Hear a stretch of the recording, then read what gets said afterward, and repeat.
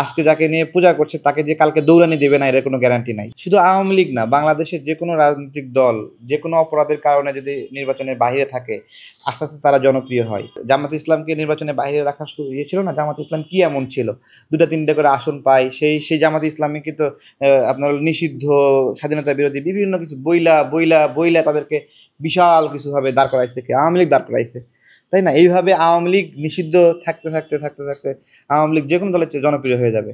তো এগুলো মানুষের আবেগ কারো কাছে ইজরা দেয়নি, লিজ দেয় নাই, যে আবেগ আমি বিএনপিকে দিয়ে দিছি, আবেগ আমি আওয়ামী লীগকে দিয়ে দিছি, আবেগ জামাতকে দিয়ে দিছি, এভাবে কেউ কাউকে দিয়ে দেয় না।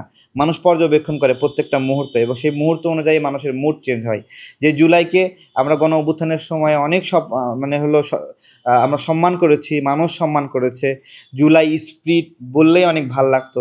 ওইটা এখন আর অতটা ভালো লাগে না। কেন ভালো লাগে না? কারণ এই স্পিরিটকে নিয়ে অনেক খারাপ কিছু হয়েছে।